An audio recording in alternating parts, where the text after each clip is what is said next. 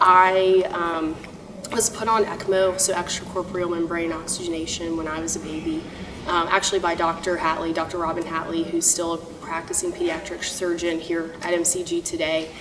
And kind of hearing that story and hearing my mom especially tell that story, and that fueled with my interest in science kind of growing up.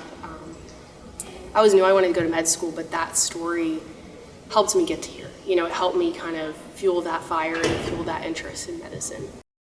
I aspirated meconium, which kind of just means my lungs got filled with a bunch of junk when I was born, as soon as I was born, like kind of through the birthing process.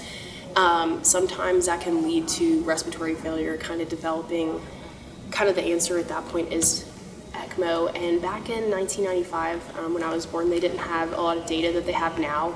And actually now meconium aspiration that requires a baby to be put on ECMO is actually one of the best outcomes. My mom, saw him in a crowd and said, that's the guy that put you on ECMO and the guy that saved your life. And if you know Dr. Hatley, you know that when she introduced me to him, he was just so enthusiastic and so excited to meet me. Even at 14, he said, if you ever need anything, he gave me his personal, his business card. He said, if you need anything, call me, email me, whatever. And at 14, I didn't quite look into the future the way, I didn't think about shadowing that you need in college, or I didn't think about just, the stuff that helps you get to medical school and the support system, the people that kind of help you get there. But Dr. Hatley turned into a huge mentor. I reached out to him my freshman year of college, got to come shadow him. I got to shadow him mostly, but then also Dr. Pipkin and Dr. Walters, the 3 pediatric surgeons here, one summer, and just had a wonderful time. I mean, they're all great surgeons, they're all great people. They're all happy to teach students in any way, but that kind of was a springboard for Dr. Hatley helping me along the journey.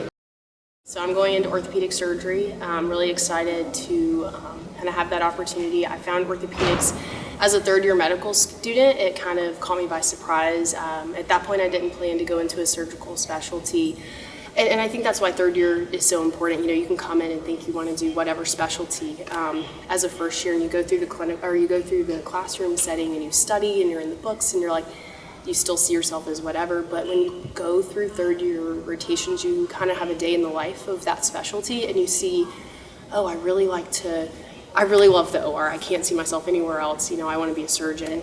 I think it's a great program here. I think all the residents kind of take students in and really try to enhance their experience. They make sure you're learning, you're engaged, you're know what's going on, instead of kind of leaving you to figure things out on your own.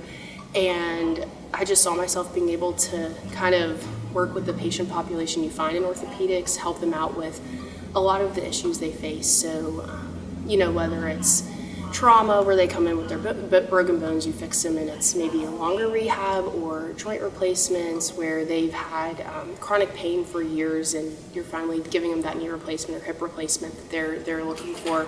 I don't know what specialty I'll end up in. Again, 5 years of residency will help me kind of hone in on one particular aspect and area of orthopedics that I will pursue, but just the day in and day out life of an orthopedic surgeon and seeing how some of the orthopedic surgeons here interacted with their patients. I just knew that's what I wanted to do.